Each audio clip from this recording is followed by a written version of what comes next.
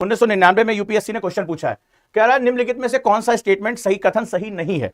बड़े ध्यान से, अब पीवाईक्यू क्या होता है, कई लोग सिर्फ इसका राइट आंसर देखते हैं। मैं राइट आंसर नहीं दे रहा हूं आपको, क्योंकि मैं आपको यहां एस्टैब्लिश कर रहा हूं कि यूपीएससी के जो चारों ऑप्शन है, चारों अगले क्वेश्चन के हिंट हैं। क्वेश्चन अगली बार यहां से आएगा, अगर स्टूडेंट इन्हीं ऑप्शंस पर पूरा फोकस, पूरी जानकारी रख ले, तो उसको कोई भी चैलेंज नहीं क्रिएट होगा। ये बात याद रखिएगा। तो अब बड़े ध्यान से इसको सुनते जाइए, समझते जाइए कि मैं क्या करने जा रहा हूं। और आज की क्लास अपनी लाइफ की, अगर आप प्रीलिम्स को लिए 100% डेडिकेटेड है कि नहीं मुझे प्रीलिम्स निकालना ही निकालना इस बार का, या मुझे प्रीलिम्स फर्स्ट अटेम्प्ट में क्रैक करना ही करना है, तो ये क्लास आपके लिए सबसे सीरियस क्लास होने जा रही है। और आपको मेरी मेहनत और उस मेहनत की ऊंचाई आपको दिखाई पड़ेगी कि मैंने क्यों इसको फुल प्रूफ प्लान के रूप में कन्वर्ट कर दिया। ये आपकी सक्सेस की गारंटी कैसे बनेगा, इस बारे में आप समझिए। तो क्वेश्चन कहता है which of the following statement not correct. Not यानी कि कह रहा है कि कथन सत्य नहीं है। तो नॉट हमारे लिए एक इंपॉर्टेंट वर्ड हो गया कि करेक्ट भी हो सकता है और नॉट करेक्ट। अगली बार हो सकता है वो करेक्ट पूछ ले, तो हमें दोनों चीजें देखनी। अब सवाल यहां पहला वर्ड आया नील दर्पण। तो मैंने आपको बताया था जब हम हिस्ट्री में पढ़ते हैं तो टर्म्स, पर्सनालिटी और क्रोनोलॉजी, ये तीन चीजें यूपीएससी की कोर थीम है। मैं आपको पीवाईक्यू एनालिसिस में ये सिद्ध करता चला जा रहा हूं। इन तीन थीम को कभी मत भूलिएगा। यूपीएससी क्वेश्चन रिपीट नहीं करता, लेकिन यूपीएससी अपने थीम के बाहर नहीं जाता। आप एक ग्रेजुएट स्टूडेंट हो, हिस्ट्री के कोई जो है वो पीएचडी होल्डर नहीं हो, तो वो उसी लेवल पर क्वेश्चन बना रहा है और वो कह रहा है मेरी थीम को पहचानो, मेरी थीम से क्वेश्चन आएगा। तो मैंने बताया तीन थीम हमने अभी तक आइडेंटिफाई किए हैं। एक टर्म्स बहुत इंपॉर्टेंट होता है, दूसरा पर्सनालिटीज और उनके साथ जुड़ी हुई जो social, cultural, economical, political, army base, ये सारी चीजों उसमें आ जाती है। और चौथा होता है क्रोनोलॉजी, यानी कि घटनाओं का कालानुक्रम। तो ये जो तीन चीजें हैं वो हिस्ट्री पढ़ते समय हमें सबसे ज्यादा ध्यान रखने की जरूरत है।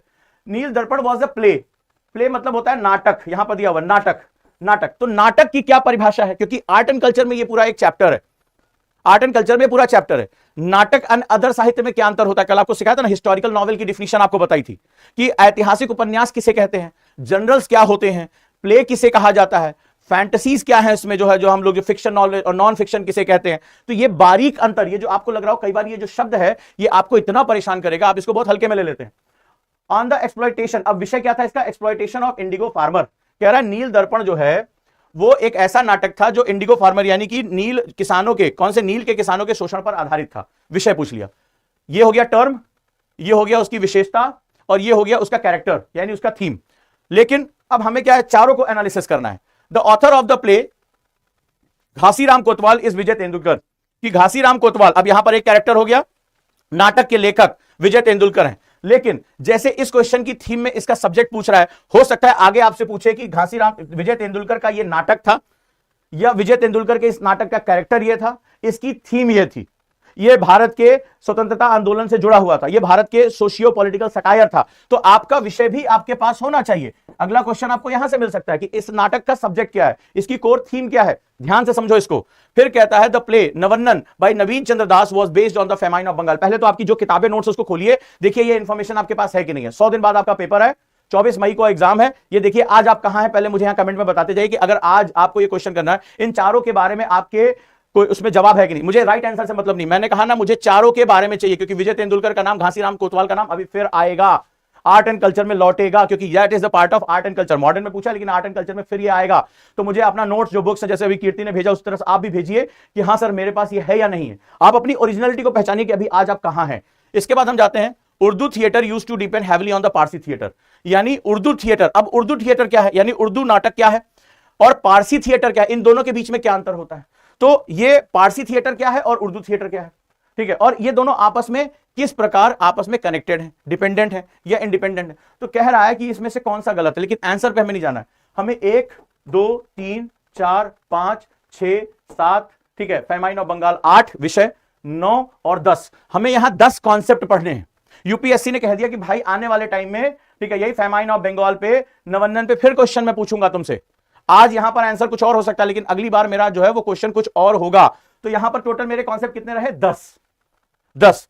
अब इतनी इंफॉर्मेशन लाओगे कहां से, कहां ढूंढोगे। तो अब जरा मैं जो पढ़ने जा रहा हूं उसको ध्यान से सुनना है। इंग्लिश में पढ़ रहा हूं, हिंदी में भी आपको किताब मिल जाएगी।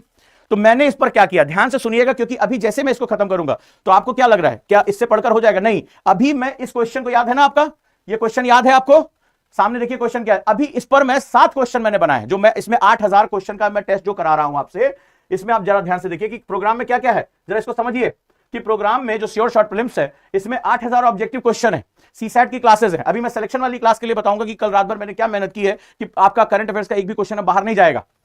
तो ये 8000 क्वेश्चन आखिर कौन से, कुछ भी उठा के दे दूंगा नहीं, ये पूरी स्ट्रिंग है। और अब आपको समझ में आएगा कि ये सारी इंफॉर्मेशन का अपग्रेड वर्जन कैसे आपके दिमाग में बैठेगा, और आज आप देखेंगे।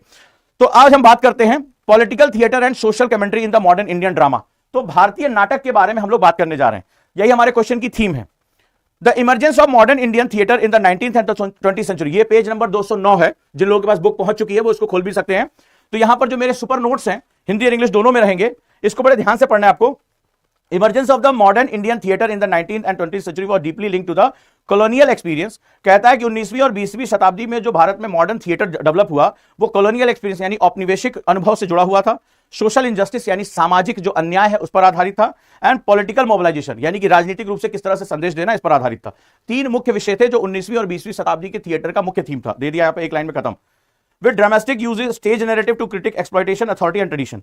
अब बात आती है, हमने यहां पर क्वेश्चन क्या डिस्कस किया था, वापस चलिए। नील दर्पण। अब यहां पर मैंने आपको बताया कि 10 कैरेक्टर मैंने निकाले हैं, पीवाईक्यू का मैंने खोद दिया, यहां के लिए मेरे लिए आगे के क्वेश्चन तैयार हो चुके हैं। अब जरा देखिए, Nil Darpan written in the Bengali by Dinabandhu Mitra in 1858-59। तो नील दर्पण का लैंग्वेज क्या थी, बंगाली। अगर तुमसे कल पूछ ले कि उर्दू में लिखा गया था, हिंदी में लिखा गया था, तो ये बंगाली में लिखा गया था और दीनबंधु मित्रा ने लिखा था। 1858-59 में ये लिखा गया था। Was a landmark political play, ये प्ले था लेकिन ये राजनीतिक प्ले था, ठीक है। Exposing the brutal exploitation of Indigo cultivation, बिल्कुल सही है। तो ये नील की खेती करने वाले जो किसान थे उनके ऊपर जो अत्याचार किए गए उसको एक्सप्लॉइट इसको कर रहा था। अंडर द तीन कटिया सिस्टम इन बंगाल। तो बंगाल में जो तीन कटिया सिस्टम लागू किया गया था, ठीक है, इसके बारे में मैंने डिस्कशन किया था, आगे भी इसमें डिस्कशन है, उसके विषय में इसका कोर विषय था, बाकी जानकारी भी मैंने यहां दे दी। It contributed significantly to the public sympathy during the indigo revolt, जिसे नील विद्रोह कहा जाता है 1860 का। इसका ये मुख्य बीज इसने बो दिया था, पब्लिक सिंपैथी गेन की थी, लोगों ने इसको पढ़ा था और क्या हुआ था, इसके उनके जो अत्याचार हो रहे हैं उसके बारे में उनको बहुत जानकारियां मिली थी। अब आ जाता है इसमें अगला जो सेगमेंट है हमारा उर्दू थिएटर के बारे में। अब यहां मेरा दूसरा कैरेक्टर उर्दू थिएटर। देखिए कितना आपके पास नॉलेज, अपनी कॉपियां खोलिए, अपनी नोट्स करिए, जिनको आप कह रहे थे कि इसको पढ़कर मैं जो है 24 मई को मुझे आईएएस प्रीलिम्स क्रैक कर देना है, ये भी आपको पता होना जरूरी है। Urdu theatre specially in the late 19th and the early 20th century develop under the influence of the Parsi theatre. बिल्कुल, अब उर्दू थिएटर जो है वो पारसी थिएटर से इन्फ्लुएंस होकर आगे बढ़ा। Which blended Persian Urdu dialogue, melodrama, music and spectacle. यानी कि ये जो है पर्शियन उर्दू डायलॉग, यानी कि उसमें दोनों भाषाओं का समुच्चय होता था। मेलोड्रामा, बहुत ही हाइप करके ड्रामा को लेकर आगे चलकर ये फिल्म जो बॉलीवुड बना उसका ये बेस बनता है। म्यूजिक एंड स्पेक्टिकल्स, तो संगीत भी उसी रूप में निकल कर आया। This theatrical form spread the narrative style of the later Hindu and Urdu cinema. आगे चलकर हिंदी और उर्दू सिनेमा, जिसका क्वेश्चन आर्ट एंड कल्चर में आया है। आपको लग रहा होगा कि ये ऑप्शन तो किसी काम का नहीं है, लेकिन आर्ट एंड कल्चर में जाओगे तो जब सिनेमा आपका आर्ट एंड कल्चर का एक बहुत इंपॉर्टेंट पार्ट है, क्वेश्चन आते हैं तो वहां से वापस ये क्वेश्चन तुम्हारे पास लौट कर आएगा, टेंशन नहीं लेने का है, ठीक है। और जब यहां पर जब आप नील दर्पण पढ़ रहे हैं और यहां पर जो है वो जब हम नील विद्रोह की बात करें, इंडिगो रिवोल्ट की बात करें, फिर वापस यही कैरेक्टर वापस लौटेगा। तो ये क्वेश्चन बार बार लौटेंगे। यहां पर जो मैंने इंफॉर्मेशन दिया है कि नील विद्रोह के बारे में था, तो जब नील विद्रोह पे क्वेश्चन पूछा जाएगा, जब रिवोल्ट पे क्वेश्चन पूछा जाएगा, तो वापस यहां पर, यानी यहां से आपने विद्रोह पढ़ा, विद्रोह से क्वेश्चन फिर यहां लौटेगा। आप ऑप्शन याद रखिएगा, भी सामने आपके आएगा, तब आपको पता चलेगा यार यूपीएससी तो एक ही थीम पे क्वेश्चन पूछता रहता है, हम नहीं इतना इंफॉर्मेशन कलेक्ट कर पाते और कोई मुझे इतना कलेक्ट करके दे नहीं रहा है। लेकिन अब यह प्रॉब्लम सॉल्व हो गई है। तो आगे मैं पढ़ता हूं।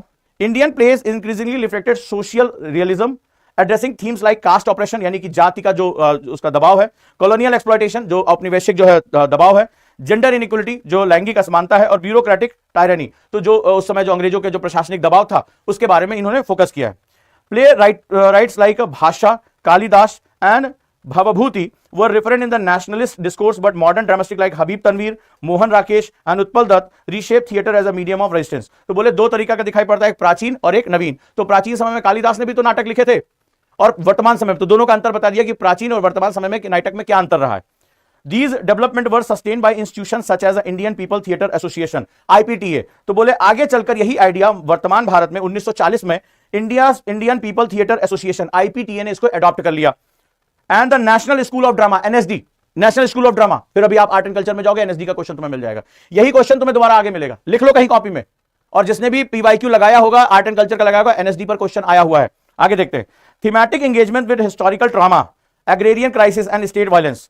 बोले आगे चलकर इनका जो मुख्य विषय बन गया वो हिस्टोरिकल ड्रामा था, ऐतिहासिक कोई बहुत बड़ी दुर्घटना, एग्रेरियन क्राइसिस किसानों का जो है वो जो उसका संकट है, और स्टेट वायलेंस यानी कि जो राज्य में जो हिंसाएं हुई, दंगा हुआ, इसके बारे में रहा है। Allowed Indian theatre to evolve as a both literary and political form of expression। ठीक है, अब सवाल है तिनकटिया सिस्टम, लगे हाथ ही जान लो। तो मैंने यहां पर बॉक्स में दे दिया तिनकटिया system. A coercive colonial cultivation practice in which peasants were forced to grow indigo on 3 out of every 20 units of land often on fertile plot, leaving little room for the food crops. It was the core grievance behind the Indigo revolt and central to the नील दर्पण. तो तिनकटिया पद्धति के बारे में बता दिया कि कैसे फर्टाइल लैंड पे उनको जो है वो कैश क्रॉप इंडिगो नील की खेती के लिए, जो उस समय यूरोप के कपड़ों को रंगने के लिए प्रयोग किया जाता था, उसको फोर्स किया जाता था, मारा पीटा जाता था, उनके लिए खाद्यान्न नहीं मिलता था। आगे चलकर बंगाल फेमाइन का ये मुख्य आधार बनता है। तो यहां पर हो गया, अगर किसको नहीं पता तो आपने वहां पे पढ़ लिया, ठीक है। अब सवाल है कि मेरे बाकी ऑप्शन का क्या मैं करूं, क्या मैं छोड़ दूं उसे केवल में, तो फिर बाकी बे और मेरे में कोई फर्क नहीं रह जाएगा। मार्केट में ऐसी बहुत सी किताबें, अब यहीं पर डिफरेंस क्रिएट होता है। अब मैंने निगेटिव मार्किंग को कवर किया। अगर आपसे निगेटिव मार्किंग करा ली जाए तो क्या करोगे? अब नवन्ना बाई नवीन चंद्र दास, क्या यह सही है? मैंने यहां क्वेश्चन पूछा, इज इट ट्रू? नवन्ना बाई नवीन चंद्र दास और इसका सब्जेक्ट जो बंगाल फेमाइन है, क्या यह सही है?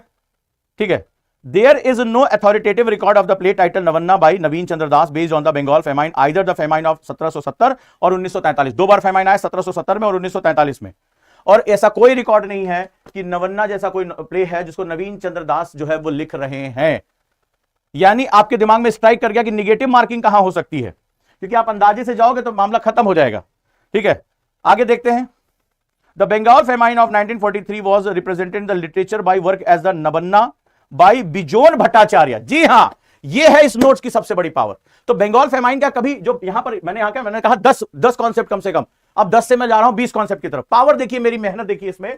अब यहां पर बंगाल फेमाइन, तो अगर बंगाल फेमाइन आया है, यूपीएससी का एक एक वर्ड जो भी वो ऑप्शन में देता है, ऐसे ना हथेली में रखना। वो बता रहा है मैं क्वेश्चन पूछूंगा अगली बार। बंगाल फेमाइन क्या मेरे लिए बेकार हो गया? नहीं, बंगाल फेमाइन नवीन, अगर नवन्ना नहीं था तो क्या था? तो नवन्ना जो था वो बंगाल फेमाइन से जुड़ा हुआ था, लेकिन नवीन चंद्र दास नहीं है। तो कौन है? ये इंफॉर्मेशन मैं कहां से लेकर आऊं, है ना, एक लाइन में आ गया। ध्यान से पढ़ो इसको। Bengal famine of 1943 was represented the literature work such as a नवन्ना, 1944 में लिखी गई थी, बाय बिजोन भट्टाचार्य। और ये कौन थे? ये वामपंथी प्ले राइटर थे, और ये आईपीटीए से जुड़े हुए थे। आईपीटीए मतलब जो theatre association, India people theatre association, IPTA. मैंने एक संस्था का नाम भी बता दिया। आजादी से पहले अगर थिएटर के बारे में पूछेगा तो यहां से क्वेश्चन आएगा, ये मैंने यहां डाल दिया। तो यानी इनकी जगह कौन थे? इनकी जगह थे बिजोन भट्टाचार्य। तो अब आपके पास एक इंफॉर्मेशन हो गई। अगला, the miss attribution in the name author and theme suggestion historical inaccuracy. यानी यहां पर क्या कर रहा है? आपको कंफ्यूज कर रहा है। ये मैंने लाइन डाल दी कि आपको क्या कर रहा है, ये मिस एट्रीब्यूट कर रहा है, ये गलत तरीके से आपको प्रेजेंट कर रहा है। यानी सावधान हो जाओ, यहां मैंने ये लाइन डाली है, सावधान हो जाओ, निगेटिव मार्किंग मत करके चले आना, क्योंकि सिर्फ मुझे आपको पॉजिटिव मार्क नहीं कराना है, मुझे आपकी निगेटिव मार्किंग भी कम करना, और ये उसी का फुल प्रूफ नोट है। ध्यान से समझते जाओ। आगे कहता हूं, द मिस इसमें difference from the Nil Darpan and Ghashiram Kotwal which were have a clear authorship date and social context in the documentary historical setting. बोला कि बाकी सभी में बिल्कुल क्लियर है कि उसका विषय क्या है, कब लिखा गया, लेकिन इसके बारे में जानकारियां अमूर्त रूप से रखी गई हैं। अब सवाल है, क्या मैं विजय तेंदुलकर को छोड़ दूं, क्या घासीराम कोतवाल को छोड़ दूं, क्या प्ले को छोड़ दूं? नहीं, यही तो नोट्स की खास बात है। एक ही जगह मुझे सारी जानकारी चाहिए, क्योंकि विजय तेंदुलकर अभी फिर आएंगे वापस, आर्ट एंड कल्चर में लौटेंगे। आपको लग रहा है कि यहां क्वेश्चन खत्म हो गया, यूपीएससी अपना थीम छोड़ता ही नहीं है। ये मेथड जो मैं आपको सिखा रहा हूं, अगर आप सीख गए ना साहब, मैं कह रहा हूं कि फर्स्ट अटेम्प्ट में आपका प्री निकल रहा है। ये अगर आपके पास है, और अब जो मैं आज आपको कराने जा रहा हूं, ध्यान से मेरी बात सुनते रहना, अभी बात खत्म नहीं हुई। इस पर ही मैं ये तुम्हारे दिमाग के अंदर बिठा दूंगा। यूपीएससी जिस हद तक जा सकता है जाए, ये तुम्हारे दिमाग में बिठा दूंगा, और कैसे बिठाऊंगा उसका तरीका भी मैं बताऊंगा। ध्यान से क्वेश्चन सुनते जाना। विजय Tendulkar and Ghashiram Kotwal, is it true? मैंने यहां पर क्वेश्चन लिखा, क्या यह सत्य है, ताकि तुम्हारे दिमाग में स्ट्राइक करे। छोटे छोटे क्वेश्चन बना दिए कि भैया तुम पढ़ते समय एकदम अचानक से सुन। अब जैसे मान लो ये बच्ची ने यहां पे मुझे नोट्स भेजा, फॉर एग्जांपल, ध्यान से अंतर देखो। ये बच्ची ने मुझे नोट्स भेजा कि सर देखिए आपने पढ़ाया था, और ये मेरे पास जो किताब है, आप बताओ इतने बड़े बड़े पैराग्राफ, इसमें कहीं लिखा है, कहीं लिखा है, और ये बहुत फेमस किताब से उन्होंने भेजा है, बहुत फेमस किताब से, हर बच्चा प्रीलिम्स में पढ़ता है। इसमें कहीं लिखा है कि क्या आप गलतियां कर सकते हो, जो क्वेश्चन की थीम है तेभागा किससे संबंधित नहीं है, क्या आपको ध्यान रखना चाहिए, क्या गलत ऑप्शन वो पूछ सकता है, कहीं है इसमें, और छोटे छोटे पॉइंट्स में दिया है ना इसमें। यहां मैंने क्वेश्चन पूछा है कि विजय Tendulkar and Ghashiram Kotwal, is it true? क्या ये सत्य है, क्या ये आपस में कैलकुलेटेड? अब देखो इसका आंसर मैं कैसे दे रहा हूं, अंतर देखते जाइए नोट्स में। विजय तेंदुलकर 1928 टू 2008, मैंने बता दिया कब पैदा हुए, कब जी, एक ही लाइन में खत्म। वॉज लीडिंग पोस्ट इंडिपेंडेंस, ये पोस्ट इंडिपेंडेंट थे। Indian playwright knows for hard hitting critic for the power and morality. ये बेसिकली राजनीतिक सटायर लिखते थे, और ये राजनीति के ऊपर बहुत तगड़े कमेंट करते थे, ये सटायर लिखते थे, और ये आजादी के बाद आए थे। Ghashiram Kotwal is set in the 18th century. अब घासीराम कोतवाल का विषय क्या है, आप देखते जाइए, पावर देखिए नोट्स की, इसके बारे में पूरी की पूरी जानकारी आपकी खत्म यहीं पे। घासीराम कोतवाल मराठी प्ले है, मराठी में लिखा गया। भाई लैंग्वेज पूछ सकता है तुमसे, कल को मैचिंग कर, अभी आगे आप क्वेश्चन देखोगे इसी में दे देगा, और यही वापस नील दर्पण वापस आएगा, घासीराम कोतवाल आएगा आपका, ठीक है। ये मैचिंग करने की भाषा मैचिंग करा देगा। अगर आपको उस समय पूरी जानकारी नहीं है तो आप क्वेश्चन, अब घासीराम कोतवाल हो सकता है आप हिंदी नाटक के साथ उसको जोड़ दो, उर्दू के साथ जोड़ दो, लेकिन ये मराठी नाटक था, ठीक है। अब ये Marathi play written by the Vijay Tendulkar in 1972। पूरी जानकारी हो गई, बोल्ड में करके दे दिया, क्योंकि अभी जब मैं आपको ये पढ़ाऊंगा तो यही बोल्ड वाले को हाईलाइट करा के इसका क्रैक्स निकालना है। तो मैंने बताया था ना इसको कैसे याद करना है, इसका ट्रिक मैं बता चुका हूं। आपके घर में बस एक पर्सन होना चाहिए जो ये पढ़ता रहे, और देखिए कैसे मैं एकदम फुल प्रूफ आपके दिमाग में बैठाऊंगा, क्योंकि मेंटरशिप भी इसमें है ना। तो क्वेश्चन पूछना, रिवीजन कराना, करंट अफेयर से जोड़ना, क्वेश्चन कराना, डेली के टारगेट देना। कहता हूं कि हर हालत में आपका प्रीलिम्स निकलेगा। अगर आप कोई पाप नहीं करते हैं, आप 100 दिन मेरे साथ नहीं लगते हैं, तो ही एक तरीका है, अदरवाइज 100% यहां पर आपका प्रीलिम्स निकल रहा है। आगे बढ़ते हैं। Ghashiram Kotwal set in the 18th century Pune and stage the rise and fall of the police officer. अब थीम क्या है कि एक पुलिस ऑफिसर के राइज और फॉल के बारे में है, under the patronage of Nana Phadnavis. इसमें मेन कैरेक्टर क्या है? नाना फडणवीस साहब है। अब देखिए घासीराम कोतवाल पावरफुल मराठी प्ले, ठीक है, यहां पर हो गया। इन्होंने क्या किया? पावर, करप्शन और मोरल कोलैप्स, शक्ति, भ्रष्टाचार और जो मोरल कोलैप्स हो जाता है, यानी कि इंसान की जो एथिक्स खत्म हो जाती है, ये उसके बारे में था। ठीक है। यूज फोक फॉर्म लाइक तमाशा, और इसको इन्होंने क्या किया? आहा, तमाशा यूपीएससी का क्वेश्चन है, पीवाईक्यू का, जिसने भी आर्ट एंड कल्चर क्वेश्चन मारा होगा यहां पे रख दिया। तो इनका जो मेन थीम था, इसको जो प्ले करने का इनका जो कैरेक्टर था, वो तमाशा बेस पे था। पूछा गया ना तमाशा कहां से है, क्वेश्चन आया, जिसने भी पीवाईक्यू पढ़ा होगा उसको पता आर्ट एंड कल्चर में क्वेश्चन आया। तो इनका जो थीम था वो तमाशा था। प्लीज मेरे कहने पे एक बार आप निकाल लो अपनी, आपकी किताबों में ये जानकारी है कि नहीं है भाई। यूपीएससी तो ये कहता है ना मेरे सारे क्वेश्चन के आंसर दे दो, तुम चाहे जो पढ़कर आए हो। तो आप जो खरीद सकते हो मैंने सामने रख दिया।